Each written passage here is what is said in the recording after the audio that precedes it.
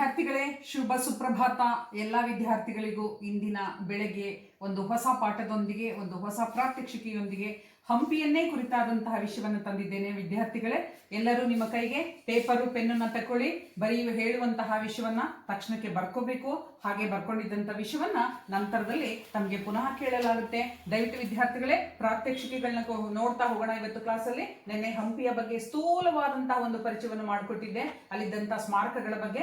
ಇವತ್ತು ಆ ಸ್ಮಾರಕಗಳನ್ನ ನೋಡೋಣ. ಹಾಗೆ ನೋಡ್ತಾ ಹಳೆ ಹಂಪಿ ವೈಭವವನ್ನ ಹೇಗೆ ಹೊಂತು, ಹೇಗೆ ಕಳ್ಕೊಂತು, ಹೇಗೆ ಅವನತಿಯ ಹಾದಿ ಹಿಡಿತು ಅನ್ನೋದನ್ನು ಕೂಡ ಇವತ್ತಿನ ತರಗತಿಯಲ್ಲಿ ನೋಡೋಣ. ವಿದ್ಯಾರ್ಥಿಗಳಿಗೆ ಎಲ್ಲರಿಗೂ ಕೂಡ ಶುಭ ಸುಪ್ರಭಾತ. ಬನ್ನಿ, ಕೈಗೆ ನಿಮ್ಮ ಪೇಪರ್ ಮತ್ತು ಪೆನ್ನನ್ನ ತಗೊಳ್ಳಿ.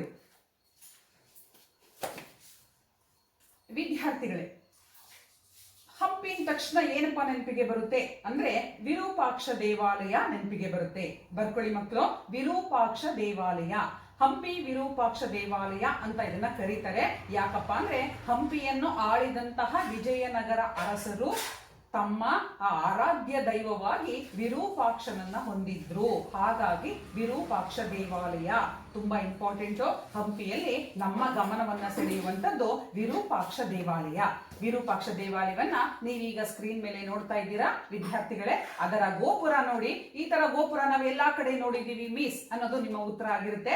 ಹೌದು, ಕರೆಕ್ಟ್ ನೀವು ಹೇಳಿದ್ದು. ಯಾಕೆಂದ್ರೆ ವಿಜಯನಗರ ಅರಸರು ಹೊಯ್ಸಳರು ಕಟ್ಟಿದ್ದ, ಚೋಳರು ಕಟ್ಟಿದ್ದ, ಗಂಗರು ಕಟ್ಟಿದ್ದ, ಚಾಲುಕ್ಯರು ಕಟ್ಟಿದ್ದಂತ ಬಹುತೇಕ ದೇವಾಲಯಗಳಿಗೆ ಈ ರೀತಿಯ ಗೋಪುರವನ್ನ ನಿರ್ಮಿಸಿದ್ದಾರೆ.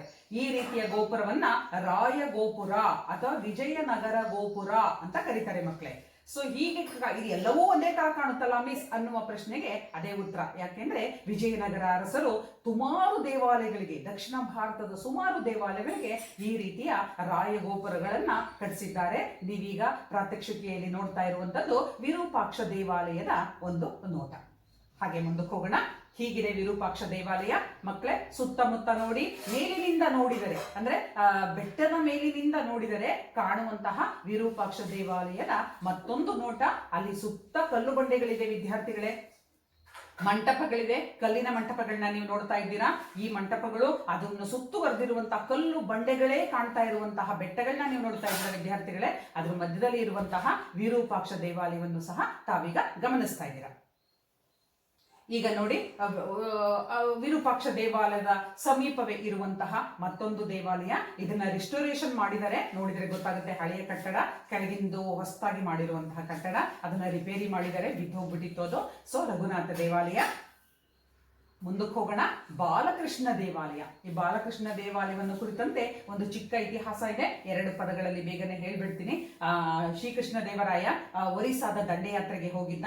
ಒರಿಸ್ಸಾದ ದಂಡಯಾತ್ರೆಯಲ್ಲಿ ವಿಜಯಿಯಾದಂತ ನೆನಪಿಗಾಗಿ ಒರಿಸ್ಸಾದಲ್ಲಿ ಇದ್ದಂತಹ ಒಂದು ಬಾಲಕೃಷ್ಣನ ವಿಗ್ರಹವನ್ನ ಅವನು ಜೊತೆಯಲ್ಲಿ ವಿಜಯಿಯಾಗಿ ಹಿಂದಿರುಗುವಾಗ ಜೊತೆಯಲ್ಲಿ ತಗೊಂಬಂದ. ಹೀಗೆ ತಗೊಂಬಂದಂತ ಬಾಲಕೃಷ್ಣನ ವಿಗ್ರಹವನ್ನ ಇಲ್ಲಿ ಇಟ್ಟು ಅದಕ್ಕೊಂದು ದೇವಾಲಯವನ್ನು ನಿರ್ಮಿಸ್ತಾ ಅಂತ ಹೇಳಿ ಇತಿಹಾಸ ಹೇಳುತ್ತೆ ವಿದ್ಯಾರ್ಥಿಗಳೇ. ಇದು ಬಾಲಕೃಷ್ಣ ದೇವಾಲಯ. ಅದರ ಇನ್ನೊಂದು ಪಾರ್ಶ್ವದ ನೋಟ, ಅಲ್ಲಿ ಒಂದು ಶಾಸನ ಕೂಡ ಇದೆ, ಶಾಸನ ಕಲ್ಲು ಇದೆ. ನೀವು ಅದನ್ನ ಗಮನಿಸ್ತಾ ಇದ್ದೀರಾ. ಶಾಸನ ಕಲ್ಲು ಇರುವಂತದ್ದು ದೇವಾಲಯ ಈಗ ಈ ರೀತಿ ಕಾಣುವಂಥದ್ದು. It was built by Krishnadevaraya. ಆಗ್ಲೇ ಹೇಳಿದೆ, in memory of his victory on Orissa. ಒರಿಸ್ಸಾದ ಮೇಲೆ ತನ್ನ ಗೆಲುವನ್ನ ಸ್ಮರಣೀಯವಾಗಿಸುವುದಕ್ಕೋಸ್ಕರ ಅವನು ಕಟ್ಟಿದಂತಹ ಕಟ್ಟಡ ಅದು. ಅದಕ್ಕಾಗಿ ಅವನು ಒಂದು ಕೃಷ್ಣನ ವಿಗ್ರಹವನ್ನ ತಂದಿದ್ದ ಒರಿಸ್ಸಾಯಿಂದ. ಅದನ್ನ ಇಲ್ಲಿ ಇನ್ಸ್ಟಾಲ್ ಮಾಡಿದ. ಇನ್ನೊಂದು ಶಿಖರವನ್ನ ನೀವೀಗ ನೋಡ್ತಾ ಇದ್ದೀರಾ. ಅದು ಬುಕ್ಕರಾಯ ಕಟ್ಟಿದಂಥದ್ದು. ಇದೊಂದು ಶಿವ ದೇವಾಲಯ. ಈ ಶಿವ ದೇವಾಲಯ ತುಂಬಾ ಹಳೆಯದು ಮಕ್ಕಳ, ತುಂಬಾ ಹಳೆಯದು. ಯಾಕೆಂದ್ರೆ ಅದರ ಶಿಖರ ಭಾಗವನ್ನು ನೋಡಿದ್ರೆ ನಿಮ್ಗೆ ಗೊತ್ತಾಗುತ್ತೆ ಆ ಕಟ್ಟಡ ಆ ನಂತರದಲ್ಲಿ ಕಟ್ಟಲ್ಪಟ್ಟಂತ ವಿಜಯನಗರದ ಕಟ್ಟಡಗಳಿಗೂ ಬಹಳಷ್ಟು ಡಿಫ್ರೆನ್ಸ್ ಇರೋದನ್ನ ನೋಡ್ತೀರಾ. ಅದು ಭಾರತದ ಅತ್ಯಂತ, ಅದರಲ್ಲೂ ವಿಶೇಷವಾಗಿ ನಮ್ಮ ಕರ್ನಾಟಕದ ಅತ್ಯಂತ ಪ್ರಾಚೀನ ಶಿವ ದೇವಾಲಯ ಕೂಡ ಇದಾಗಿರುವಂಥದ್ದು. ಹಾಗೆ ಹಂಪಿಯಲ್ಲಿ ಮತ್ತೊಂದು ಸ್ಮರಣಾರ್ಹವಾದ ಸ್ಮಾರಕ ಯಾವುದಪ್ಪ ಅಂದ್ರೆ ವಿಜಯ ವಿಠ್ಠಲ ದೇವಾಲಯ. ಮಕ್ಕಳೇ, ವಿಜಯ ವಿಠಲ ದೇವಾಲಯ ಎರಡು ವಿಷಯಗಳಿಗಾಗಿ ಫೇಮಸ್ ಆಗಿದೆ. ಏನಪ್ಪಾ ಅಂದ್ರೆ ಅದರೊಳಗೆ ಸಂಗೀತವನ್ನ ಹೊರಹೊಮ್ಮಿಸುವಂತಹ ಪಿಲ್ಲರ್ಗಳು, ಸ್ತಂಭಗಳು ಇವೆ. 56 ಸ್ತಂಭಗಳಿವೆ. ಒಂದೊಂದು ಸ್ತಂಭದಲ್ಲೂ ಸಂಗೀತ ಹೊರಹೊಮ್ಮುತ್ತೆ. ಹೀಗೆ ಸಂಗೀತ ಹೊರಹೊಮ್ಮಿಸುವ ಹಿಂದೆ ಇರುವಂತಹ ವೈಜ್ಞಾನಿಕ ಹಿನ್ನೆಲೆಯನ್ನ ಬಹಳಷ್ಟು ಜನ ಸಂಶೋಧಕರು ನೋಡಿದ್ರು, ಮಾಡಿ ಕಂಡುಹಿಡಿಯೋಣ ಅಂತ. ಅದು ಕಂಡುಹಿಡಿಯೋಕೆ ಆಗಿಲ್ಲ. ಕಲ್ಲನ್ನ ಸಣ್ಣದಾಗಿ ಟ್ಯಾಪ್ ಮಾಡಿದ್ರೆ, ಅದ್ರ ಮೇಲೆ ಸಣ್ಣದಾಗಿ ಹೊಡೆದ್ರೆ ಸಂಗೀತದ ಸಾರೆ ಗಾಮ ಅನ್ನುವಂತಹ ಪದಗಳು ಹೊರಹೊಮ್ಮುತ್ತೆ ಅನ್ನೋದು ಈ ದೇವಾಲಯದ ಒಂದು ಹಿನ್ನೆಲೆ. ಇದಕ್ಕೆ ಸರೆಗಮ ದೇವಾಲಯ ಅಂತಲೂ ಕೆಲವು ಸತಿ ಕರೀತಾರೆ, ವಿಜಯ ವಿಠಲ ದೇವಾಲಯ ಅಂತ ಕರೀತಾರೆ, ಸಂಗೀತ ದೇವಾಲಯ ಅಂತ ಕರೀತಾರೆ. ಹಾಗೆ it is also called as the musical temple. ಮಕ್ಕಳೇ, ಮುಂದಕ್ಕೆ ಹೋಗೋಣ. ಇದು ವಿಜಯ ವಿಠಲ ದೇವಾಲಯ ಹೊರ ನೋಟ ಹೀಗಿದೆ. ಇದನ್ನ ನೋಡಿದ್ರೆ ನಿಮಗೆ ತಕ್ಷಣ ಒಂದು ಹೊಯ್ಸಳ ದೇವಾಲಯ ನೆನಪಿಗೆ ಬರುತ್ತೆ. ಯಾಕೆಂದ್ರೆ ನಕ್ಷತ್ರಾಕಾರದ ತಳವಿನ್ಯಾಸವನ್ನ ಹೊಯ್ಸಳ ದೇವಾಲಯಗಳು ಹೊಂದಿರುತ್ತವೆ. ನೋಡಿ, ಇದು ಅದೇ ಮಾದರಿಯಲ್ಲಿ ಇರುವಂತದ್ದು. ಸಾರೆ ಗಾಮ ಪಾದ ನೀಸ ಈ ಎಷ್ಟು ಅಕ್ಷರಗಳಿಗೆ ಸರಿ ಹೊಂದುವಂತೆ ಅದರ ಬುನಾದಿಯನ್ನು ಹಾಕಲಾಗಿದೆ ಅಂತ ಹೇಳುವಂಥದ್ದು. ಇದು ಕೂಡ 1513ರಲ್ಲಿ ಶ್ರೀಕೃಷ್ಣ ದೇವರಾಯನಿಂದ ನಿರ್ಮಿತವಾಯಿತು. ಅದರಲ್ಲಿ 56 ಪಿಲ್ಲರ್ ಅಂದ್ರೆ ಕಂಬಗಳು ಅಥವಾ ಸ್ತಂಭಗಳು ಇವೆ. ಇದನ್ನ ನಂತರದಲ್ಲಿ ಅಚ್ಯುತರಾಯ ಅನ್ನುವಂಥವನು 1529ರ ವೇಳೆಗೆ ಅದನ್ನ ಕಟ್ಟಡದ ನಿರ್ಮಾಣ ಕಾರ್ಯವನ್ನ ಮುಗಿಸ್ತಾ ಅಂತ ಹೇಳಲಾಗುತ್ತೆ. ವಿಜಯ ವಿಠಲ ದೇವಾಲಯವನ್ನ ಹೊರಗಿಂದ ನೋಡಿದ್ರೆ ಮಕ್ಕಳ, ಇದನ್ನೊಂಚೂರು ಒಳಗಿಂದ ನೋಡಿ. ಆ ಒಳಗಿಂದ ನೋಡಿದ್ರೆ ನಿಮಗೆ ಕಾಣ ಸಿಗುವಂತಹ ಕುಸುರಿ ಕೆತ್ತನೆಯನ್ನ ನೋಡಿ, ಅಲಂಕರಣವನ್ನ ನೋಡಿ, ತಲೆ ಎತ್ತಿದರೆ ಅಭುವನೇಶ್ವರಿ ಅಂದ್ರೆ ಸೀಲಿಂಗು, ಅದರದ ಛಾವಣಿ, ಮೇಲ್ಛಾವಣಿಯನ್ನ ನೋಡಿ, ಪ್ರತಿಯೊಂದು ಕಂಬವನ್ನು ಆಧರಿಸಿ ನಿಂತಿರುವಂತಹ ಆ ಪ್ರಾಣಿಗಳ ಚಿತ್ರವನ್ನು ನೋಡಿ. ಎಷ್ಟು ಸೂಕ್ಷ್ಮವಾಗಿದೆ, ಎಷ್ಟು ಅದರ ಒಂದು ಅಂತರಂಗದಲ್ಲಿ ಒಂದು ಆರ್ಕಿಟೆಕ್ಚರ್ ಅನ್ನನ್ನ ಅದು ಹುದುಗಿಸಿಕೊಂಡಿದೆ ಅನ್ನೋದನ್ನ ಮಕ್ಕಳೇ ನೀವು ನೋಡ್ತಕ್ಕದ್ದು. ದ ಮೈನ್ ಮಂಟಪ ಕಂಟೈನ್ಸ್ 56 ಮ್ಯೂಸಿಕಲ್ ಪಿಲ್ಲರ್ಸ್. ಅದ್ರಲ್ಲಿ ಒಳಗಡೆ ಈಗ ಹೇಳಿದ್ನಲ್ಲ, ಅದರೊಳಗಡೆ ಅದನ್ನ ಸರೆಗಮ ಪಿಲ್ಲರ್ಸ್ ಅಂತ ಕರೀತಾರೆ. ಅದು ಮ್ಯೂಸಿಕಲ್ ನೋಟನ್ನ ಹೊರಹೊಮ್ಮಿಸುತ್ತೆ ಅನ್ನೋದು ಅದರ ವಿಶೇಷತೆ. ಇನ್ನೊಂದು ದೇವಾಲಯ ಅಲ್ಲೇ ಇರುವಂಥದ್ದು ಅನಂತ ಶಯನ. ಮಕ್ಕಳೇ, ವಿಜಯನಗರ ಕಾಲದ ದೇವಾಲಯಗಳ ಒಂದು ಪ್ರಾಕೃತಿಕ ಲಕ್ಷಣ ಏನಪ್ಪಾ ಅಂದ್ರೆ ಕಂಬಗಳನ್ನ ಹಾಕುವಂಥದ್ದು. ಆ ಕಂಬಗಳನ್ನ ನೀವಲ್ಲಿ ನೋಡ್ತಿದ್ದೀರಾ. ಯಾವುದೇ ದೇವಾಲಯ ಆದ್ರೂ ಅದು ಕಂಬಗಳ ಮೂಲಕ ನಿಲ್ಲಿಸುವಂತೆ, ಕಂಬಗಳನ್ನ ದಾಟಿಕೊಂಡು ಹೋಗುವಂತೆ, ಕಂಬಗಳೇ ಅದರ ಭಾರವನ್ನು ಹೊರುವಂತೆ ಮಾಡಿರುವಂಥದ್ದು ವಿಜಯನಗರ ಕಾಲದ ಅರಸರ ದೇವಾಲಯಗಳ ಒಂದು ವೈಶಿಷ್ಟ್ಯತೆ. ನೀವಿಲ್ಲಿ ನೋಡ್ತಾ ಇದ್ದೀರಾ ಎಷ್ಟೊಂದು ದೊಡ್ಡ ಕಂಬಗಳನ್ನ ಆ ಒಂದು ಸಣ್ಣ ದೇವಾಲಯಕ್ಕೆ ನಿಲ್ಲಿಸಿದ್ದಾರೆ ಅಂತ ನೋಡ್ತಾ ಇದ್ದೀರಾ. ಹಾಗೆ ಆ ಕಂಬಗಳಿಗೆ ಸಪೋರ್ಟ್ ಕೊಡಕ್ಕೆ ಮತ್ತೊಂದು ಕಲ್ಲನ್ನ ನಿಲ್ಲಿಸಿದ್ದಾರೆ. ಅದನ್ನ ನೀವು ನೋಡ್ತೀರಾ. ಅದ್ರ ನಂತರದಲ್ಲಿ ಒಂದು ಉದ್ದನೆಯ ಕಲ್ಲು, ಈಗ ನಾವು ತೊಲೆ ಅಂತ ಕರಿತೀವಲ್ಲ ಮನೆಗಳಲ್ಲಿ ಕಟ್ಟುವಾಗ, ಆ ತೊಲೆ ನಿಂತಿರುವಂಥದ್ದು. ಅದನ್ನ ಸೂಕ್ಷ್ಮವಾಗಿ ಮಕ್ಕಳು ಗಮನಿಸ್ತಕ್ಕಂಥ. ಇನ್ನೊಂದು ಅಲ್ಲೇ ಒಂದು ಮಂಟಪ ಇದೆ, ಅದೇ ಹಂಪಿಯಲ್ಲಿ ಒಂದು ಮಂಟಪ ಇದೆ ವಿದ್ಯಾರ್ಥಿಗಳೇ. ಅದಕ್ಕೆ ಕುದುರೆ ಗೊಂಬೆ ಮಂಟಪ ಅಂತ ಕರೀತಾರೆ ಮಕ್ಕಳ. ಯಾಕಪ್ಪ ಹೀಗೆ ಕರೀತಾರೆ, ಏನಿದ್ರ ವಿಶೇಷತೆ ಅಂತ ನೋಡಿದ್ರೆ, ಕುದುರೆ ಇದೆ, ಒಂದು ಕಂಬ ಇದೆ, ಕಂಬಕ್ಕೆ ಕುದುರೆಯ ಚಿತ್ರ ಕೆತ್ತಲಾಗಿದೆ, ಸ್ಕಲ್ಪ್ಚರು ಕುದುರೆಯ ತರ ಇದೆ. ಆ ಕುದುರೆ ಎರಡೂ ಕಾಲುಗಳನ್ನ ಮೇಲಕ್ಕೆ ಎತ್ಕೊಂಡು ನಿಂತಿದೆ, ಅಂದ್ರೆ ಯುದ್ಧೋತ್ಸಾಹದಲ್ಲಿ ನಿಂತಿದೆ. ಅದು ಕೆಳಗಡೆ ಒಂದು ಪ್ರಾಣಿಯನ್ನ ತುಣಿತಾ ಇದೆ. ಕೆಳಗಡೆ ಇರುವಂತದ್ದು ಅಂದ್ರೆ ವಿಜಯದ ಯಾತ್ರೆ, ವಿಜಯದ ದಿಗ್ವಿಜಯ ಯಾತ್ರೆ ಎನ್ನದು ಸೂಚಿಸ್ತಾ ಇದೆ. ಇಂತಹ ಬರೀ ಕುದುರೆ ಗೊಂಬೆಗಳಿಂದಲೇ ಕೂಡಿದಂತಹ ಮಂಟಪ ಇದಾಗಿದೆ ಮಕ್ಕಳೇ. ಇದು ಕೂಡ ಹಂಪಿಯ ಒಂದು ವಿಶಿಷ್ಟತೆ. ಮುಂದಕ್ಕೆ ಹೋಗೋಣ ವಿದ್ಯಾರ್ಥಿಗಳೇ. ಕುದುರೆ ಗೊಂಬೆಗಳ ಮಂಟಪದ ಜೊತೆ ಯಾಳಿ ಮಂಟಪ ಅಂತ ಕೂಡ ಇರುವಂತದ್ದು ಮಕ್ಕಳೇ. ಈ ಯಾಳಿ ಅನ್ನೋದು ಒಂದು ವಿಶಿಷ್ಟವಾದ ಪ್ರಾಣಿ ಇದೊಂದು. ಈ ಆಗಿನ ಕಾಲದ ಅಂದ್ರೆ ವಿಶೇಷವಾಗಿ ಹೊಯ್ಸಳರ ಕಾಲದ, ಚಾಲುಕ್ಯರ ಕಾಲದ ದೇವಾಲಯಗಳಲ್ಲಿ ಕಂಡು ಬರುವಂತಹ ಒಂದು ಪ್ರಾಣಿಯ ಚಿತ್ರ ಯಾಳಿ. ಈ ಹಿಂದೆ ನೀವು ನೋಡಿದಂತಹ ಕುದುರೆಗೆ ಹೋಲುವಂತಹ ಯಾಳಿ ಪಿಲ್ಲರ್ಸ್ ಅಂತ ಕರೀತಾರೆ, ಯಾಳಿ ಸ್ತಂಭಗಳು ಅಂತ ಅದನ್ನ ಕರೆಯುವಂಥದ್ದು. ಬಹುತೇಕ ಬಿದ್ದೋಗಿದೆ. ಅದನ್ನ ಮತ್ತೆ ಮರು ರೀಸ್ಟೋರ್ ಮಾಡಿ, ಜೀರ್ಣೋದ್ಧಾರ ಮಾಡಿ ನಿಲ್ಲಿಸುವಂತ ಪ್ರಯತ್ನವನ್ನ ಕರ್ನಾಟಕ ಸರ್ಕಾರ ಮಾಡ್ತಾ ಇರುವಂಥದ್ದು ವಿದ್ಯಾರ್ಥಿಗಳೇ. ನೋಡಿ, ಈಗ ಮತ್ತೊಂದು ಹಂಪಿಯ ವಿಶೇಷತೆಗೆ ಬರೋಣ. ಹಜಾರ ರಾಮಸ್ವಾಮಿ ದೇವಾಲಯ. ಮಕ್ಕಳೇ, ನೀವು ನೋಡ್ತಾ ಇರುವಂತದ್ದು ಹಜಾರ ರಾಮಸ್ವಾಮಿ ದೇವಾಲಯದ ಪ್ರಾಂಗಣ, ಅಂದ್ರೆ ಅದರದ್ದು ಪ್ರಿಸಿಂಟ್ ಅಂತ ಕರೀತಾರಲ್ಲ ಅದು. ಅದರದ್ದು ಮೇಲ್ಭಾಗ ಬಿದ್ದು ಹೋಗಿದೆ ವಿದ್ಯಾರ್ಥಿಗಳೇ. ಸೊ ಈಗ ಉಳಿದಿರುವಂತಹ ಸ್ಮಾರಕ ಹಜಾರ ರಾಮಸ್ವಾಮಿ ದೇವಾಲಯ. ಬರ್ಕೋಬೇಕು ಮಕ್ಕಳು. ಹಜಾರ ರಾಮಸ್ವಾಮಿ ದೇವಾಲಯವನ್ನ ಶ್ರೀಕೃಷ್ಣ ದೇವರಾಯ ಕ್ರಿಸ್ತ ಶಕ 1513ರಲ್ಲಿ ನಿರ್ಮಾಣ ಮಾಡ್ದ. ಈ 1513 ಅನ್ನೋದು ತುಂಬಾ ಇಂಪಾರ್ಟೆಂಟ್ ಆದ ಒಂದು ವರ್ಷ ಶ್ರೀಕೃಷ್ಣ ದೇವರಾಯನ ಕಾಲಕ್ಕೆ. ಯಾಕೆ ಅಂದ್ರೆ ಅವನು ಬಹಳಷ್ಟು ತನ್ನ ದಿಗ್ವಿಜಯ ಯಾತ್ರೆಗಳಲ್ಲಿ ವಿಜಯವನ್ನು ದಾಖಲಿಸಿದಂತ ವರ್ಷವಾಗಿತ್ತು. ಹಾಗಾಗಿ ಅದರ ಸ್ಮರಣಾರ್ಥ ಆತ ಬಹುತೇಕ ದೇವಾಲಯಗಳ ನಿರ್ಮಾಣಕ್ಕೆ ಹಂಪಿಯಲ್ಲಿ ಕೈ ಹಾಕದ. ವಿದ್ಯಾರ್ಥಿಗಳೇ, ಮುಂದಕ್ಕೆ ಹೋಗೋಣ.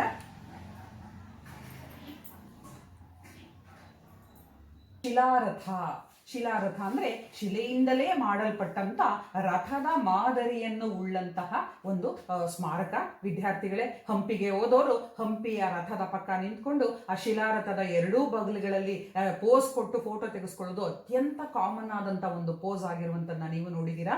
ಹಂಪಿಗೆ ಹೋದವರು ಈ ಸ್ಟೋನ್ ಚಾರಿಯೆಟ್ ಶಿಲಾರಥವನ್ನ ಮುಟ್ಟಿ ಅದರಲ್ಲಿರುವಂತಹ ಸ್ತಂಭಗಳನ್ನ ಗಮನಿಸಿ ಅಲ್ಲಿರುವಂತಹ ಕುಸುರಿ ಕೆತ್ತನೆಯನ್ನ ಮೈತುಂಬಿಕೊಂಡು ಅದರ ಅಲಂಕರಣವನ್ನು ಕಂಡು ವಾವ್, ಎಂತಹ ಹಂಪಿ ಅಂತ ಉದ್ಘರಿಸ್ತಲೇ ಯಾರು ಬರಲ್ಲ. ಅಂತಹ ಹಂಪಿಯ ಶಿಲಾರಥ ಈಗ ನಿಮ್ಮ ಮುಂದೆ ಬರ್ತಾ ಇದೆ. ಅದೇ ಶಿಲಾರಥದ ಮತ್ತೊಂದು ಪಾರ್ಶ್ವದ ನೋಟವನ್ನು ಈಗ ನೋಡ್ತಾ ಇದ್ದೀರಾ. ಅದು ತುಂಬಾ ಎತ್ತರಕ್ಕಿತ್ತು ಬಿಲ್ಡಿಂಗು. ಈಗ ತೇರಿನ ಮಾದರಿಯಲ್ಲಿರುವಂತಹ ಬಿಲ್ಡಿಂಗ್ ತುಂಬಾ ಎತ್ತರ ಇತ್ತು. ಮೇಲ್ಗಡೆ ಅದಕ್ಕೂ ಸಹ ಒಂದು ಗೋಪುರ ಇತ್ತು. ವಿಜಯನಗರ ಮಾದರಿಯ ಗೋಪುರ ಇತ್ತು. ಗೋಪುರ ಬಿದ್ದು ಹೋಗಿದೆ. ಸೊ ಈಗ ಅಳಿದುಳಿದಿರುವಂತದ್ದು ಇಷ್ಟೇ ಒಂದು ತೇರಿನ ಚಿತ್ರ. ಅದಕ್ಕೆ 2 ಚಕ್ರಗಳು ಎಳೆಯುತ್ತಿರುವಂತಹ ಮಾದರಿಯಲ್ಲಿ ಹೊರಗಡೆ ಫುಲ್ ಅಲಂಕರಣ ಮಾಡಿದ್ದಾರೆ. ಕಂಬಗಳನ್ನ ಕೆತ್ತಿದ್ದಾರೆ. ಸಣ್ಣ ಸಣ್ಣ ಕಂಬಗಳನ್ನ ಈ ಕಟ್ಟಡಕ್ಕೆ ಸಹಾಯ ಕೊಟ್ಟಿದ್ದಾರೆ. ಸುತ್ತಲೂ ಅದರ ಒಂದು ಸಂಗೀತಗಾರರ ಚಿತ್ರಗಳು ಆ ಒಂದು ಕಂಬದ ಮೇಲೆ ಅಕ್ಕಪಕ್ಕಗಳಲ್ಲಿ ಕೆತ್ತಿರುವುದನ್ನ ತಾವು ಗಮನಿಸಬಹುದು ವಿದ್ಯಾರ್ಥಿಗಳೇ. ಅದರ ಇನ್ನೊಂದು ನೋಟ ಹೀಗೆ ಇದೆ. ಮುಂದೆ ಆನೆಗಳಿದೆ. ಆನೆಗಳ ಮುಂದೆ ಒಂದು ಮೆಟ್ಟಿಲುಗಳ ಆಕಾರವನ್ನು ನೀವು ನೋಡ್ತಾ ಇದ್ದೀರಾ. ಆನೆ ಮುರಿದು ಹೋಗಿದೆ. ಆನೆ ಕೂತಿದ್ದಂಥ ಪೀಠ ಕೂಡ ಮುರಿದು ಹೋಗಿರುವಂಥದ್ದು. ಅದನ್ನ ಜೀರ್ಣೋದ್ಧಾರ ಮಾಡಿ ರಿಸ್ಟೋರ್ ಮಾಡಿ ಹೀಗೆ ಇಟ್ಟಿರುವಂಥದ್ದು. ನೆಕ್ಸ್ಟ್, ವಿಜಯನಗರ ಅಂದ ತಕ್ಷಣ ನೆನಪಿಗೆ ಬರುವಂಥದ್ದು ಮಹಾನವಮಿ ದಿಬ್ಬ. ನಿನ್ನೆ ಕ್ಲಾಸಲ್ಲಿ ನಾನು ಹೇಳ್ತಾ ಇದ್ದೆ, ಮಹಾನವಮಿ ಅಂದರೆ ದಸರಾ ಸಂದರ್ಭದಲ್ಲಿ ನಡೆಸಲಾಗುವಂತಹ ವಿಶಿಷ್ಟ ಸೆಲೆಬ್ರೇಷನ್ಗಳು ನಡೀತಾ ಇದ್ದಂತಹ ಒಂದು ಹಬ್ಬದ ವಾತಾವರಣವನ್ನ ಇಡೀ ಹಂಪಿ ಆವರಿಸಿಕೊಳ್ಳುತ್ತಾ ಇತ್ತು. ಇಂತಹ ಆವರಿಸಿಕೊಳ್ಳುತ್ತಿದ್ದಂತಹ ಹಂಪಿಯಲ್ಲಿ ಮಹಾರಾಜರು ದೊಡ್ಡದಾದಂತಹ ಒಂದು ಹಬ್ಬವನ್ನು ಮಾಡ್ತಾ ಇದ್ರು. ಈ ಹಬ್ಬಕ್ಕೆ ಮಹಾನವಮಿ ಅಂತ ಕರಿತಾ ಇದ್ರು. ಈ ಮಹಾನವಮಿ ಹಬ್ಬವನ್ನ ಆಚರಿಸುವ ಸಲುವಾಗಿ ಒಂದು ದಿಬ್ಬ ಅಂದ್ರೆ ಒಂದು ಎತ್ತರದ ಪೋಡಿಯಂ, ಒಂದು ಡಯಾಸ್ ಅನ್ನ ಕಟ್ಟಿದ್ರು. ಅದು ಹೇಗಿತ್ತು ಅನ್ನೋದನ್ನ ನೋಡೋಣ. ವಿದೇಶಿ ಬರಹಗಾರರ ಲೆಕ್ಕದ ಪ್ರಕಾರವೇ ಹೋಗೋದಾದ್ರೆ ಅದನ್ನ ಮರದಿಂದ ಕಟ್ಟಲಾಗಿತ್ತು ಅಂತ ಹೇಳ್ತಾರೆ. ಆ ಮರದಿಂದ ಕಟ್ಟಲಾಗಿದ್ದಂಥದ್ದು ಈಗ ಇಲ್ಲ ವಿದ್ಯಾರ್ಥಿಗಳೇ. ಇದನ್ನ ಆಡಿಯನ್ಸ್ ಹಾಲ್, ದರ್ಶಕರ ಕೊಠಡಿ, ಅಥವಾ ಇದನ್ನ ಮಹಾನವಮಿ ದಿಬ್ಬ ಅಂತ ಕರಿತಾ ಇದ್ರು ವಿದ್ಯಾರ್ಥಿಗಳೇ. ಇಲ್ಲಿ ದೇವತೆಗಳನ್ನ ಪೂಜೆ ಮಾಡಲಾಗ್ತಿತ್ತು. ರಾಜ್ಯದ ಅನಿಮಲ್ಗಳು ಅಂದ್ರೆ ಎಲ್ಲಾ ವಿಶಿಷ್ಟವಾದಂತಹ ಪ್ರಾಣಿಗಳನ್ನ ಪೂಜಿಸಲಾಗುತ್ತಿತ್ತು. ಫಾರ್ ಎಕ್ಸಾಂಪಲ್ ಪಟ್ಟದ ಆನೆ, ಪಟ್ಟದ ಕುದುರೆ, ಪಟ್ಟದ ಹಸು ಇತ್ಯಾದಿ ಇವುಗಳನ್ನ ಮಾಡ್ತಾರೆ. ಸೊ ಇಲ್ಲಿ ನೃತ್ಯಗಳು ನಡೀತಾ ಇದ್ವು. ರೆಸ್ಲಿಂಗ್ ಮ್ಯಾಚ್ ಅಂದ್ರೆ ಕುಸ್ತಿ ಪಂದ್ಯಗಳು ನಡೀತಾ ಇದ್ವು. ಹಾರ್ಸ್ಗಳು ಅಂದ್ರೆ ದೊಡ್ಡ ದೊಡ್ಡ ಅಶ್ವಗಳ ಪ್ರದರ್ಶನ ನಡೀತಾ ಇತ್ತು. ಆನೆಗಳು ಬರ್ತಾ ಇದ್ವು. ಈಗ ನಾವು ಇದನ್ನೆಲ್ಲವೂ ದಸರಾದ ಅಂಬಾರಿಯ ರೂಪದಲ್ಲಿ ನೋಡ್ತಾ ಇದ್ದೀವಿ ವಿದ್ಯಾರ್ಥಿಗಳೇ. ಹಾಗೆಯೇ ವಿಜಯ ವಿಠ್ಠಲ ದೇವಾಲಯದ ಮುಂಭಾಗಕ್ಕೆ ನಮ್ಮ ಶಿಲಾರಥವನ್ನು ದಾಟಿಕೊಂಡು ಬಂದ್ರೆ ಸಿಗುವಂತಹ ಒಂದು ಕಲ್ಲು ಇದು ವಿದ್ಯಾರ್ಥಿಗಳೇ. ನೀವು ನೋಡ್ತಾ ಇದ್ದೀರಾ, ಅಲ್ಲಿ ಬಸವಣ್ಣ ಕೂತಿದೆ. ಬಸವಣ್ಣನ ಎರಡೂ ಕಡೆಗಳಲ್ಲಿ ಅಂದ್ರೆ ಅದರ ಮೇಲ್ಭಾಗದಲ್ಲಿ ಗಮನಿಸಿ ಒಂದು ಸೂರ್ಯ ಹಾಗೂ ಒಂದು ಚಂದ್ರದ ಚಿತ್ರವನ್ನು ಗಮನಿಸಿ. ಕೆಳಗಡೆ ಒಂದು ದೊಡ್ಡ ಶಾಸನ ಇದೆ, ಅದು ಶ್ರೀಕೃಷ್ಣ ದೇವರಾಯನ ಶಾಸನ. ಇದು ವಿಠಲ ದೇವಾಲಯವನ್ನು ಕುರಿತಂತೆ, ತನ್ನ ಸಾಧನೆಗಳನ್ನು ಕುರಿತಂತೆ ಶ್ರೀಕೃಷ್ಣ ದೇವರಾಯ ಈ ಒಂದು ಶಾಸನವನ್ನು ಬರೆಸ್ದ ಅಂತ ಹೇಳಿ ಅಲ್ಲಿ ಕೆಳಗಡೆ ಇತಿಹಾಸ ಇರುವಂತದ್ದು. ಆ ಶಿಲಾ ಕಲ್ಲನ್ನ ನೋಡ್ತಾ ಇದ್ದೀರಾ, ಇದು ಒಂದು ಹೀರೋ ಸ್ಟೋನ್. ಬನ್ನಿ ಈಗ ಮತ್ತೊಂದು ದೊಡ್ಡ ಸ್ಮಾರಕಕ್ಕೆ ಹೋಗೋಣ. ಹಂಪಿಯಲ್ಲಿ ತಕ್ಷಣಕ್ಕೆ ಕಂಡು ಬರುವಂಥದ್ದು ನಮ್ಮ ಬಜಾರುಗಳು ಅಂದ್ರೆ ದೊಡ್ಡ ದೊಡ್ಡ ಬಜಾರುಗಳು, ಮಾರುಕಟ್ಟೆ ಪ್ರದೇಶಗಳಿದ್ವು. ಈ ವಿದೇಶಿಯರಂತೂ ಈ ಮಾರುಕಟ್ಟೆಯನ್ನ ಬಹಳವಾಗಿ ವರ್ಣಿಸಿರುವಂತದನ್ನ ನಾವು ನೋಡ್ತೀವಿ. ಈ ಮಾರುಕಟ್ಟೆಯಲ್ಲಿ ತರತರದ ವಸ್ತುಗಳು ಸಿಗ್ತಾ ಇದ್ವು. ಹೇಗೆ ಸಿಗ್ತಾ ಇದ್ವಪ್ಪ ಅನ್ನುವಾಗ ಅವರು ಹೇಳ್ತಾರೆ, ತೀರಾ ಚಿನ್ನ ಬೆಳ್ಳಿ ಮುತ್ತು ರತ್ನನೆಲ್ಲ ಸೇರಲ್ಲಿ ಮಾರ್ತಾ ಇದ್ರು ಜನಗಳು ಬಂದು, ಅದನ್ನ ಹಾಗೆ ಕೊಂಡ್ಕೊತಾ ಇದ್ರು ಜನಗಳು ಕೂಡ. ತುಂಬಾ ಜನ ಇದ್ರು, ತುಂಬಾ ಜನ ಬಂದು ಎಲ್ಲಾ ರೀತಿಯ ವಸ್ತುಗಳನ್ನ ಕೊಂಡ್ಕೊತಾ ಇದ್ರು ಅಂತ ಹೇಳಿ ವಿದೇಶಿ ಪ್ರವಾಸಿಗರು ತಮ್ಮ ಬರವಣಿಗೆಯಲ್ಲಿ ದಾಖಲಿಸಿದ್ದಾರೆ. ವಿದ್ಯಾರ್ಥಿಗಳೇ, ಈಗ ನೀವು ಕಾಣ್ತಾ ಇರುವಂತದ್ದು ಅಂತಹ ಒಂದು ಮಾರುಕಟ್ಟೆಯ ಪ್ರದೇಶ ಹಂಪಿಯಲ್ಲಿ ಇರುವಂತದ್ದು. ಅದರ ಕಲ್ಲುಗಳು ಬಹುತೇಕ ಜೀರ್ಣೋದ್ಧಾರಗೊಂಡು ನಿಲ್ಲಿಸಿರುವಂತದ್ದು ಅನ್ನೋದನ್ನು ಕೂಡ ತಾವು ಗಮನಿಸಬೇಕು. ಹಾಗೆ ಅದರ ಇನ್ನೊಂದು ಮಾರುಕಟ್ಟೆ ಪ್ರದೇಶದ ಇನ್ನೊಂದು ಚಿತ್ರವನ್ನು ನೀವು ನೋಡ್ತಾ ಇದ್ದೀರಾ ವಿದ್ಯಾರ್ಥಿಗಳೇ. ಬಹುತೇಕ ಆ ಮಾರುಕಟ್ಟೆಯ ಪ್ರದೇಶದಲ್ಲಿ ಇದ್ದಂತಹ ಅದರದ ಚಾವಣಿ, ಮೇಲ್ಛಾವಣಿ ಕುಸಿದು ಹೋಗ್ಬಿಟ್ಟಿದೆ. ಇಲ್ಲ, ಹಾಗೆಯೇ ಹಿನ್ನೆಲೆಯಲ್ಲಿ ಇರುವಂತಹ ದೊಡ್ಡ ದೊಡ್ಡ ಬಂಡೆಗಳ ಮಧ್ಯದಲ್ಲಿ ಇರುವಂತಹ ಮಾರುಕಟ್ಟೆಗಳನ್ನು ಕೂಡ ನೋಡ್ಬೋದು. ಒಂದು ಶಾಪಿಂಗ್ ಸ್ಟ್ರೀಟ್, ಈಗ ಒಂದು ಮಾಲ್ ಹೋಗಿದ್ವಿ, ಬಿಗ್ ಬಜಾರ್ ಹೋಗಿದ್ವಿ ಅಂತ ನಾವು ನೋಡ್ತೀವಲ್ಲ, ಹಾಗೆ ಒಂದು ಕಡೆಯಿಂದ ಬಂದ್ರೆ ಒಂದು ಇಡೀ ರೋಡು 2.5 ಕಿಲೋಮೀಟರ್ಗಳಷ್ಟು ಉದ್ದದ ರೋಡು ಅಂತ ಹೇಳ್ತಾರೆ ವಿದೇಶಿ ಪ್ರವಾಸಿಗರು. ಸೊ ಇಂತಹ ಉದ್ದಕ್ಕೂ ಇದ್ದಂತಹ ಒಂದು ಬಜಾರು ಈ ಒಂದು ಬಂಡೆಗಳು ಇರುವಂತಹ, ಸುತ್ತಲೂ ಬಂಡೆಗಳು ಇರುವಂತಹ ಮಧ್ಯದಲ್ಲಿ ಒಂದು ದೊಡ್ಡ ಬಜಾರು ಇತ್ತು. ಮುಂದಕ್ಕೆ ಹೋಗೋಣ. ನೋಡಿ, ಹಂಪಿಯ ಮತ್ತೊಂದು ಪ್ರಮುಖ ಸ್ಮಾರಕ ಗಜಶಾಲೆ. ಈ ಗಜಶಾಲೆಯನ್ನು ಕೂಡ ಇಷ್ಟು ಅಲಂಕೃತವಾಗಿ, ಇಷ್ಟು ಸಂಕೀರ್ಣವಾದಂತಹ ಒಂದು ಕಟ್ಟಡವನ್ನಾಗಿಸಿದ ವಿಜಯನಗರ ಅರಸರು ದೊಡ್ಡದೊಂದು ಗೋಪುರವನ್ನು ಸಹ ಅದಕ್ಕೆ ನಿರ್ಮಾಣ ಮಾಡಿ ಸಣ್ಣ ಸಣ್ಣ ಗುಮ್ಮಟಗಳ ಮಾದರಿಯಲ್ಲಿ ಈ ದೇವಾಲಯವನ್ನ ನಿರ್ಮಿಸಿದ್ರು. ಇದು ಒಂದು ಗಜಶಾಲೆ. ಗಜಗಳನ್ನ, ಅರಮನೆಯ ಗಜಗಳು ಇಲ್ಲಿ ಇರ್ತಾ ಇದ್ವು ಅಂತ ಹೇಳಲಾಗತ್ತೆ. ಹಾಗೆ ಹಂಪಿಯಲ್ಲಿ ಕಣ್ಮನ ಸೆಳೆಯುವಂತಹ ಉಗ್ರ ನರಸಿಂಹನ 23 ಅಡಿ ಎತ್ತರದ ಬೃಹತ್ ಕಲ್ಲಿನ ವಿಗ್ರಹ ಕೂಡ ಇದೆ. ಈ ಉಗ್ರ ನರಸಿಂಹ ಬಾಗಿಲಲ್ಲೇ ಕಂಡು ಬರುವಂಥದ್ದು, ಬಹುತೇಕ ಹಾಳಾಗಿದೆ. ಅದನ್ನು ಜೀರ್ಣೋದ್ಧಾರಗೊಳಿಸಿ ಈ ರೀತಿ ಮಧ್ಯಭಾಗದಲ್ಲಿ ನಿಲ್ಲಿಸಿರುವಂಥದ್ದನ್ನ ನಾವು ನೋಡ್ತೀವಿ. ಹಾಗೆ ಹಂಪಿಯ ದೊಡ್ಡ ಬಂಡೆಗಳ ನಡುವೆ ನೀರಿನ ಒಂದು ಸೆಲೆಯನ್ನು ಕೂಡ ನಾವು ನೋಡ್ತೀವಿ. ನೀರಿನ ಸೆಲೆಯ ಮಧ್ಯದಲ್ಲಿ ಇದು ಪುಷ್ಕರಿಣಿ ಅಂತ ಕರೀತಾರೆ. ಈ ಪುಷ್ಕರಿಣಿಯ ಮಧ್ಯದಲ್ಲಿ ಇರುವಂತಹ ಒಂದು ಸಣ್ಣ ಕಲ್ಲಿನ ಮಂಟಪವನ್ನು ಸಹ ವಿದ್ಯಾರ್ಥಿಗಳು ಗಮನಿಸತಕ್ಕದ್ದು. ನೀರಿಲ್ಲದೆ ಇದ್ದಾಗ ಆ ಪುಷ್ಕರಿಣಿ ಈ ರೀತಿ ಬರ ಪೀಡಿತವಾಗಿ ಕಾಣುತ್ತೆ. ಮಹಾನವಮಿ ದಿಬ್ಬ ಆಗಲೇ ಹೇಳಿದೆ, ಆ ಪುಷ್ಕರಣಿಯ ಮುಂಭಾಗಕ್ಕೆ ಬರುವಂತಹ ಮಹಾನವಮಿ ದಿಬ್ಬ ಈಗ ಹೀಗೆ ಇದೆ. ಮೆಟ್ಲುಗಳಿದೆ, ಅದು ಎತ್ತರ ಇದೆ, ಹತ್ತಿ ಹೋಗುವಂಥದ್ದು. ಹಿಂದೆ ಅದಕ್ಕೆ ವುಡನ್ ಮೆಟ್ಲುಗಳು, ಅಂದರೆ ಮರದಿಂದ ಮಾಡಿದ ಮೆಟ್ಲುಗಳಿದ್ವು. ಯಾಕೆಂದರೆ ಇಡೀ ದಿಬ್ಬವನ್ನು ಮರದಿಂದ ನಿರ್ಮಿಸಲಾಗಿತ್ತು ಅಂತ ಹೇಳ್ತಾರೆ. ಬಟ್ ಈಗ ಅಳಿದುಳಿದ ಅದರದ್ದು ಫೌಂಡೇಶನ್, ಅಂದರೆ ಅದರದ ಅಡಿಪಾಯವನ್ನ ನೀವು ಹೀಗೆ ನೋಡ್ಬೋದು. ನೀವೇನಾದ್ರು ಹಂಪಿಗೆ ಹೋಗೋದಾದ್ರೆ ಈ ಮೆಟ್ಲುಗಳನ್ನೆಲ್ಲ ದಾಟ್ಕೊಂಡು ಹತ್ಕೊಂಡು ಅದ್ರ ಮೇಲೆ ಹೋಗಿ ನಿಂತ್ಕೋಬಹುದು. ಅಲ್ಲಿ ನಿಂತ್ರೆ, ಅಂದರೆ ಮಹಾನವಮಿ ದಿಬ್ಬದ ಮೇಲೆ ನಿಂತ್ರೆ ಇಡೀ ಹಂಪಿಯ ಒಂದು ಪಕ್ಷಿ ನೋಟ ನಿಮಗೆ ಕಾಣುವಂಥದ್ದು.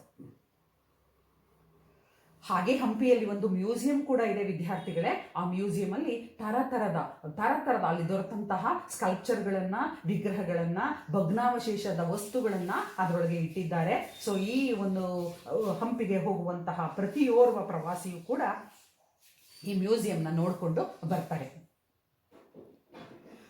84-85ರಲ್ಲಿ ಇಲ್ಲಿ ನಡೆದಂತಹ ಬಹುತೇಕ ಆರ್ಕಿಯಾಲಜಿಕಲ್ ಸರ್ವೆ ಆಫ್ ಇಂಡಿಯಾ ಮೂಲಕ ನಡೆದಂತಹ ಎಕ್ಸ್ಕವೇಷನ್ಗಳು ಕೂಡ ಇಲ್ಲಿ ದೊರೆತಿರುವಂಥದ್ದು. ಅದನ್ನ ಅದರಲ್ಲಿ ಇವರು ಇಟ್ಟಿರುವಂಥದ್ದು. ಈಗ ಇನ್ನೊಂದು ಮಹತ್ವದ ಇದಕ್ಕೆ ಸ್ಮಾರಕಕ್ಕೆ ಹೋಗೋಣ ಮಕ್ಕಳೇ. ಇದು ಸ್ಟೆಪ್ ವೆಲ್ ಹಂಪಿಯಲ್ಲಿ ಇರುವಂಥದ್ದು. ಸ್ಟೆಪ್ ವೆಲ್ ಅಂದ್ರೆ ಏನಪ್ಪಾ ಅಂದ್ರೆ ಮೆಟ್ಟಿಲುಗಳು ಇರುವಂತಹ ಬಾವಿ. ಮಕ್ಕಳೇ, ನೀವು ನೋಡ್ತಾ ಇದ್ದೀರಾ ಮೆಟ್ಟಿಲುಗಳು ಎಷ್ಟು ಕುಸುರಿಯ ಅಲಂಕರಣವನ್ನು ಹೊಂದಿವೆ ಅನ್ನೋದನ್ನ ನೋಡ್ತೀರಾ. ನಾಳಿನ ತರಗತಿಯಲ್ಲಿ ಈ ಹಂಪಿಯ ಈ ಒಂದು ಬಾವಿಯ ಕುರಿತೆ ನಾನು ಪಾಠವನ್ನು ಮಾಡೋಳಿದ್ದೇನೆ. ಯಾಕೆಂದ್ರೆ ಇದು ವೈಜ್ಞಾನಿಕವಾಗಿ ನಿರ್ಮಿತವಾಗಿದೆ. ಇದರ ಹಿಂದೆ ಇರ್ತಕ್ಕಂಥ ವಿಜ್ಞಾನ ಏನು ಅನ್ನೋದನ್ನ ನಾಳಿನ ತರಗತಿಯಲ್ಲಿ ಹೇಳ್ತೀನಿ. ಮಕ್ಕಳು ಇದನ್ನ ಬರ್ಕೋಬೇಕು. ಸ್ಟೆಪ್ ವೆಲ್ ಹಂಪಿ ಅಂದ್ರೆ ಹಂಪಿಯಲ್ಲಿ ಇರುವಂತಹ ಒಂದು ಬಾವಿ. ಈ ಬಾವಿ ಹೇಗಿದೆ, ಇದರ ಆಯತಾಕಾರ ಏನು, ಇದಕ್ಕೆ ಮೆಟ್ಲುಗಳನ್ನ ಯಾಕೆ ಈ ರೀತಿ ಕಟ್ಟಲಾಗಿದೆ, ಮೆಟ್ಲುಗಳನ್ನ ಕಟ್ಟಿರುವಂತಹ ಉದ್ದೇಶ ಏನು, ಒಂದೊಂದು ಮೆಟ್ಲು ಎಷ್ಟು ಅಗಲ ಉದ್ದ ಇದೆ ಅನ್ನುವುದರ ಹಿಂದೆ ಒಂದು ದೊಡ್ಡ ವಾಸ್ತು ಪ್ರಕಾರದ ಹಿನ್ನೆಲೆ, ವೈಜ್ಞಾನಿಕವಾದಂತಹ ಸಂಗತಿಗಳು ಅಡಕವಾಗಿವೆ ವಿದ್ಯಾರ್ಥಿಗಳೇ. ಅದನ್ನ ನಾನು ಕುರಿತು ನಿಮಗೆ ನಾಳಿನ ತರಗತಿಯಲ್ಲಿ ಹೇಳ್ತೇನೆ. ಈಗ ಮುಂದಕ್ಕೆ ಹೋಗೋಣ. ಅಲ್ಲಿ ಹಂಪಿಯಲ್ಲಿ ಸುಮಾರು 300ಕ್ಕಿಂತ ಮಿಗಿಲಾಗಿ ಈ ರೀತಿಯ ಮಂಟಪಗಳು ಇವೆ ಮಕ್ಕಳೇ. ಈ ಮಂಟಪಗಳಲ್ಲಿ ಕೆಲವು ಬಿದ್ದು ಹೋಗಿದೆ, ಕೆಲವು ಹೀಗೆ ನಿಂತಿರುವಂಥದ್ದು. ಇದರಲ್ಲಿ ನೀವು ನೋಡ್ತಾ ಇರೋದು ಮಾರುತಿ ಮಂಟಪ. ನಮ್ಮ ಮಾರುತಿ ಹನುಮಂತನ ಒಂದು ಚಿತ್ರ ಅಲ್ಲಿ ಇರುವಂಥದ್ದನ್ನ ನೀವು ಕಾಣ್ತಾ ಇದ್ದೀರಿ. ಹಾಗೆ ಅಲ್ಲೊಂದು ಕೃಷ್ಣ ಬಜಾರ್ ಅನ್ನುವಂಥದ್ದು ಇರುವಂಥದ್ದು. ಜನಗಳೆಲ್ಲ ಅಕ್ಕಪಕ್ಕದ ಜನಗಳು ಈ ಸ್ಮಾರಕಗಳ ಜಾಗವನ್ನು ಅತಿಕ್ರಮಿಸಿ ಬಿಟ್ಟಿದ್ದಾರೆ, ಅತಿಕ್ರಮಿಸಿ ಗಿಡಗಳನ್ನ ಹಾಕೊಂಡಿದ್ದಾರೆ, ಬೆಳೆಯನ್ನ ಬೆಳೀತಾ ಇದ್ದಾರೆ. ಸೊ ಹಾಗಾಗಿ ಅಲ್ಲಿರುವಂತಹ ಬಹುತೇಕ ಅವಶೇಷಗಳು ಈ ರೀತಿ ಈಗ ನಮಗೆ ಕಾಣುತ್ತವೆ. ಇದು ಒಂದು ನೀವು ನೋಡ್ತಾ ಇರುವಂಥದ್ದು ಕೃಷ್ಣ ಬಜಾರ್, ಕೃಷ್ಣ ಮಾರುಕಟ್ಟೆ. ಮಕ್ಕಳೇ, ನಾನು ನಿನ್ನೆ ತರಗತಿಯಲ್ಲಿ ಹೇಳಿದೆ, ಸರ್ವೇಯರ ಕಲೋನಲ್ ಮೆಕೆನ್ಸಿ ಬಗ್ಗೆ ನಿಮಗೆ ಹೇಳ್ತಾ ಇದ್ದೆ ವಿದ್ಯಾರ್ಥಿಗಳೇ. ಎಲ್ಲ ಮಕ್ಕಳು ನೆನಪಿಸ್ಕೊಳ್ಳಿ, ಅವರ ಹೆಸರನ್ನ ದಯವಿಟ್ಟು ಬರ್ಕೊಳ್ಳಿ. ಸರ್ವೇಯರ್ ಕೆಲಸವನ್ನು ಮಾಡ್ತಾ ಇದ್ದಂತಹ ಬ್ರಿಟಿಷ್ ಸರ್ಕಾರದಿಂದ ನೇಮಕಗೊಂಡಿದ್ದಂತಹ ಕಲೋನಲ್ ಮೆಕೆನ್ಸಿ ಚಿತ್ರ ಬರಿತಾ ಇದ್ರು ಅವರು ಅಂತ ಹೇಳಿದೆ. ಆ ಚಿತ್ರ ಬರಿತಾ ಇದ್ರು, ಸರ್ವೆ ಮಾಡೋಕೆ ಹೋದಾಗ ಪ್ರತಿಯೊಬ್ಬರ ಬಗ್ಗೆಯೂ ಮಾಹಿತಿಯನ್ನು ತಿಳ್ಕೊತಾ ಇದ್ರು. ನೋಡಿ, ಹಿಂದೆ ಇದ್ದಂತಹ, ಹಿಂದೆ ಅಂದ್ರೆ ತುಂಬಾ ಹಿಂದೆ ಏನಲ್ಲ, ಕ್ರಿಸ್ತಶಕ 1868ರಲ್ಲಿ ಒಂದು ಫೋಟೋಗ್ರಾಫ್ ಅನ್ನ ತೆಕ್ಕೊಂಡಿದ್ದಾರೆ.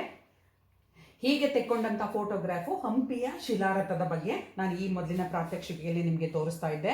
ಅದಕ್ಕೆ ಒಂದು ಗೋಪುರ ಇತ್ತು ಮಕ್ಕಳೇ ಅಂತ ಹೇಳಿದ್ದೆ. ನೋಡಿ, ಗೋಪುರ ಹೀಗೆ ಇತ್ತು ಮಕ್ಕಳೇ, ಅದು ಈಗ ಇಲ್ಲ. ಈಗ ನೀವು ನೋಡ್ತಾ ಇರುವಂತಹ ಚಿತ್ರ ಇತ್ತೀಚೆಗೆ ಕಾಣುವಂತಹ ಶಿಲಾರಥದ ಚಿತ್ರ, ಸ್ಟೋನ್ ಚಾರಿಯೇಟ್. ಆಗ ಹಾಗಿತ್ತು, ಸುಮಾರು 100 ವರ್ಷಗಳ ನಂತರ ಅದು ಹೀಗೆ ಕಾಣುವಂತನ್ನ ನೀವು ನೋಡ್ಬೋದು. ನೋಡಿ, ಇದು ಶಿಲಾರಥ ಹೀಗೆ ಇತ್ತು, ಗಿಡಗಳಿಂದ ಆವೃತವಾಗಿತ್ತು. ಅದನ್ನೆಲ್ಲ ನಮ್ಮ ಕಲೋನಲ್ ಮೆಕೆನ್ಸಿ ಅವರು ಸ್ಥಳೀಯರ ಸಹಾಯವನ್ನು ಪಡೆದುಕೊಂಡು ಈ ರೀತಿ ಬಂಡೆಗಳ ಮಧ್ಯ, ಗಿಡಗಳ ಮಧ್ಯ, ಪೊದೆಗಳ ಮಧ್ಯ ಕರಗಿ ಹೋಗಿದ್ದಂತಹ ದೇವಾಲಯವನ್ನ ಹೊರತೆಗೆದು ಜನರಿಗೆ ಇತಿಹಾಸವನ್ನ ಪುನರ್ ಪರಿಚಯಿಸಿದ್ರು. ಮಕ್ಕಳೇ, ಮುಂದಕ್ಕೆ ಹೋಗೋಣ. ಹಂಪಿಯಲ್ಲಿ ಬಹುತೇಕ ಒಂದು ಸಣ್ಣ ಮಳೆ ಬಂದರೆ ಸಾಕು, ಅಲ್ಲಿರುವಂತಹ ಮಂಟಪಗಳು ಈ ರೀತಿ ಧರಾಶಾಹಿಯಾಗಿ ನೆಲಕ್ಕೆ ಉರುಳಿ ಬಿಡುತ್ತವೆ. ಈಗ ನೀವು ನೋಡ್ತಾ ಇರುವಂಥದ್ದು ಕೂಡ ಅಂತಹ ಒಂದು ಮಂಟಪ. ಹಿನ್ನೆಲೆಯಲ್ಲಿ ನೋಡ್ತಿದ್ದೀರಾ, ತುಳಸಿ ಕಟ್ಟೆಯ ಮಾದರಿಯಲ್ಲಿ ಇರುವಂತಹ ಕಲ್ಲಿನ ಸ್ತಂಭಗಳನ್ನ ನೋಡ್ತಾ ಇದ್ದೀರಾ. ಅದು ಕೂಡ ಬಿದ್ದು ಹೋಗಿರುವಂತನ್ನ ನೀವು ಗಮನಿಸ್ತಾ ಇದ್ದೀರಾ. ಜನಗಳು, ಅಲ್ಲಿ ಬರುವಂತಹ ಜನಗಳು ಹೇಗೋ ಬಿದ್ದು ಹೋಗ್ತಾ ಇದೆ, ಇನ್ನೇನು ಬಿದ್ದೇ ಬಿಡುತ್ತೆ ಅನ್ನುವಂತಹ ಬಹುತೇಕ ಪಿಲ್ಲರ್ಗಳನ್ನ ಈ ರೀತಿ ಬೀಳಿಸ್ಬಿಡ್ತಾರೆ. ಆ ಸ್ಮಾರಕಗಳ ಬೆಲೆ ಆಗಲಿ, ನಮ್ಮ ಭಾರತದ ಇತಿಹಾಸದ ಮೌಲ್ಯವಾಗಲಿ ಅರಿಯದಂತಹ ಪ್ರವಾಸಿಗರು ಈ ರೀತಿಯ ದುಸ್ಸಾಹಸಕ್ಕೆ ಕೈ ಹಾಕುವಂಥದ್ದನ್ನ ಕೂಡ ನಾವು ಗಮನಿಸಬಹುದು ವಿದ್ಯಾರ್ಥಿಗಳೇ. ಇದು ಅನಂತ ಶಯನ ಅನ್ನೋ ಚಿತ್ರ. ಅಲ್ಲಿ ಇರುವಂತಹ ಒಂದು ದೊಡ್ಡ ಬೃಹತ್ ಬಂಡೆಯ ಮೇಲೆ ಕೆತ್ತಿರುವಂಥದ್ದು. ಮಕ್ಕಳು ಗಮನಿಸಿ, ಎಷ್ಟು ವಿಧವಾದ ಅಲ್ಲಿ ಒಂದು ಆದಿಶೇಷನ ಮೇಲೆ, ಆದಿಶೇಷ ಅಂದ್ರೆ ಒಂದು ಹಾವಿನ ಮೇಲೆ ಮಲಗಿರುವಂತಹ ಆ ಅನಂತ ಶಯನ ಚಿತ್ರವನ್ನ ತಾವು ಗಮನಿಸ್ತಾ ಇದ್ದೀರಾ. ಪಾದದ ಬಳಿ ಕುಳಿತಿರುವಂತಹ ಶ್ರೀದೇವಿ ಮತ್ತು ಭೂದೇವಿ ಮತ್ತು ಹೊಕ್ಕುಳಿಂದ ಒಂದು ಕಮಲೋಪಾದಿಯಲ್ಲಿ ಅರಳಿರುವಂತಹ ಲಕ್ಷ್ಮಿಯ ಚಿತ್ರವನ್ನು ನೀವು ನೋಡ್ತಾ ಇದ್ದೀರಾ. ಇಂತಹ ಒಂದು ದೊಡ್ಡ ಬಂಡೆಯ ಮೇಲೆ ಆ ಚಿತ್ರ ಇದೆ. ಬಟ್ ನಾನು ತೋರಿಸ್ತಾ ಇರೋದು ಚಿತ್ರವನ್ನಲ್ಲ, ನೀವು ನೋಡಬೇಕಾಗಿರೋದು ಆ ಚಿತ್ರದ ಮೇಲ್ಭಾಗದಲ್ಲಿ ಇರುವಂತಹ ತೂತಗಳ ಬಗ್ಗೆ, ರಂಧ್ರಗಳ ಬಗ್ಗೆ. ರಂಧ್ರವನ್ನ ಯಾಕೆ ಕೊರೆದಿದ್ದಾರೆ, ಆ ಚಿತ್ರದ ಮೇಲೆ ರಂಧ್ರಗಳು ಯಾಕಿವೆ ಅನ್ನೋದು ತುಂಬಾ ವಿಶೇಷವಾದದ್ದು ವಿದ್ಯಾರ್ಥಿಗಳೇ. ಯಾವುದೇ ಒಂದು ಸ್ಕಲ್ಪ್ಚರ್, ಯಾವುದೇ ಒಂದು ಪ್ರತಿಮೆ, ಯಾವುದೇ ಒಂದು ಚಿತ್ರ, ಯಾವುದೇ ಒಂದು ದೇವತಾ ವಿಗ್ರಹವನ್ನು ಮಾಡುವ ಮುಂಚೆ ಕಲ್ಲನ್ನು ಪರೀಕ್ಷಿಸಲಾಗ್ತಾ ಇತ್ತು. ಕಲ್ಲನ್ನು ಹೇಗೆ ಪರೀಕ್ಷಿಸ್ತಾರೆ ಮಿಸ್ ಅನ್ನೋದಕ್ಕೆ ಉತ್ತರವನ್ನ ಈ ಒಂದು ರಂಧ್ರಗಳ ಮೂಲಕ ನಾವು ಪಡೆಯಬಹುದಾಗಿದೆ. ಮೊದಲು ಸಣ್ಣ ಸಣ್ಣ ರಂಧ್ರಗಳನ್ನ ಮಾಡ್ಕೊತಾ ಇದ್ರು. ರಂಧ್ರಗಳನ್ನ ಮಾಡಿಕೊಂಡ ಮೇಲೆ ಅದಕ್ಕೆ ಒಂದು ಮರದ ತುಂಡನ್ನ ಆ ರಂಧ್ರದ ಒಳಗೆ ಹಾರೆಯ ಮೂಲಕ ಅಥವಾ ಒಂದು ಕೈ ಸುತ್ತಿಗೆಯ ಮೂಲಕ ಹೊಡಿತಾ ಇದ್ರು. ಈಗಲೂ ಕೂಡ ಇದೇ ಸಿಸ್ಟಮ್ ಅನ್ನ ಮಾಡೋದನ್ನ ನೀವು ನೋಡಿರ್ತೀರಾ. ಯಾವ್ದಾದ್ರು ಗೋಡೆ ಕೆಲಸಕ್ಕೆ ಬರುವಂತವ್ರು, ಎಲೆಕ್ಟ್ರಿಷಿಯನ್ಸು, ಕಾರ್ಪೆಂಟರ್ಸು ಸಣ್ಣ ಒಂದು ವುಡನ್ ಇದನ್ನ ಇಟ್ಕೊಂಡಿರ್ತಾರೆ, ಅದನ್ನ ಗೋಡೆಗೆ ಹೊಡಿತಾರೆ. ಅದಾದ್ಮೇಲೆ ಮೊಳೆಯನ್ನ ಹಾಕುವಂತದನ್ನ ನೀವು ಈಗಲೂ ಕೂಡ ಗಮನಿಸಿದಿರ ವಿದ್ಯಾರ್ಥಿಗಳೇ. ನೋಡಿ, ಅಲ್ಲಿ ರಂಧ್ರಗಳಿದೆ. ಆ ರಂಧ್ರವನ್ನ ಫಸ್ಟ್ ಕಲ್ಲಲ್ಲಿ ರಂಧ್ರ ಮಾಡ್ಕೋತಾ ಇದ್ರು. ರಂಧ್ರ ಮಾಡ್ಕೊಂಡು ಆದ್ಮೇಲೆ ಅದಕ್ಕೆ ಒಂದು ವುಡ್ಡಿನ ಪೀಸು, ಮರದ ಪೀಸನ್ನ ಅದರೊಳಗೆ ತೋರಿಸ್ತಾ ಇದ್ರು. ಮರದ ಪೀಸು ಸುಮಾರು ವರ್ಷ, ಸುಮಾರು ದಿನ ಅದರೊಳಗೆ ಇರ್ತಾ ಇತ್ತು. ಅದಾದ ಮೇಲೆ ಅವರು ಆ ಕಬ್ಬಿಣದ ಮಳೆಯನ್ನು ಅದಕ್ಕೆ ಹೊಡಿತಾ ಇದ್ರು. ಆಮೇಲೆ ಈ ಒಂದು ಬಂಡೆಯ ಮೇಲೆ ಯಾವ ರೀತಿಯ ಚಿತ್ರವನ್ನ ಕೊರೆದ್ರೆ ಮುಂದೆ ಮಳೆಯೋ, ಗಾಳಿಯೋ, ಚಳಿಯೋ, ನೀರೋ, ನೆರಳೋ ಬಂದಾಗ ಈ ವಿಗ್ರಹ ಮಾಸಿ ಹೋಗದಂತೆ ಗಾಳಿ ಹೋಗುವುದಕ್ಕೆ ವ್ಯವಸ್ಥೆಯನ್ನ ಮಾಡಿ, ಯಾವುದೇ ರೀತಿಯ ಹೊರಗಿನ ಪ್ರಾಕೃತಿಕ ವಿಕೋಪಗಳಿಂದ ಇಲ್ಲಿ ಇರುವಂತಹ ವಿಗ್ರಹಕ್ಕೆ ಯಾವುದೇ ರೀತಿಯ ಆ ಭೌಗೋಳಿಕ ತೊಂದರೆಯಾಗದಂತೆ ಮಾಡಿ ಅದನ್ನ ನಿಲ್ಲಿಸ್ತಾ ಇದ್ರು. ಅದಕ್ಕಾಗಿ ಅನಂತ ಶಯನ ಕಣ್ಮುಚ್ಚಿರೋದು ಕೂಡ ಕಾಣುವಂತೆ, ಅವನ ಕಣ್ರೆಪ್ಪೆಗಳು ಕೂಡ ನಮಗೆ ಗೋಚರಿಸುವಷ್ಟು ಸೂಕ್ಷ್ಮವಾಗಿ ಚಿತ್ರಗಳು ಇರುವುದನ್ನ ನೀವು ಕಾಣಬಹುದು ವಿದ್ಯಾರ್ಥಿಗಳೇ. ಮುಂದಕ್ಕೆ ಹೋಗೋಣ. ಇದು ಚಿತ್ರಗಳನ್ನ ಬರಿತಾ ಇದ್ರು, ಚಿತ್ರ ತೆಗಿತಾ ಇದ್ರು, ಫೋಟೋ ತೆಗಿತಾ ಇದ್ರು ಅಂತ ನಿನ್ನೆ ಕ್ಲಾಸಲ್ಲಿ ಹೇಳಿದ್ದೆ. ಸೊ ಈ ರೀತಿ ಇದ್ದಂತಹ ಬಹಳಷ್ಟು ದೇವಾಲಯಗಳ ಚಿತ್ರಗಳನ್ನ ನಾವು ಕೇವಲ ಚಿತ್ರಗಳಿಂದ ಅರಿಯಬಹುದಾಗಿದೆ ವಿದ್ಯಾರ್ಥಿಗಳೇ.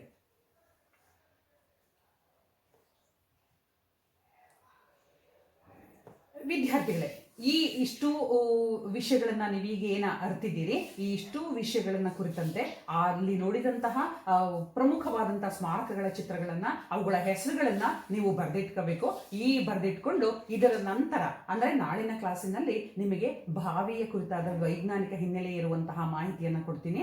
ಇವತ್ತಿನ ಪಾಠ ಇಲ್ಲಿಗೆ ಮುಗಿಯುತ್ತದೆ ವಿದ್ಯಾರ್ಥಿಗಳೇ. ಎಲ್ಲರಿಗೂ ವಂದನೆಗಳು.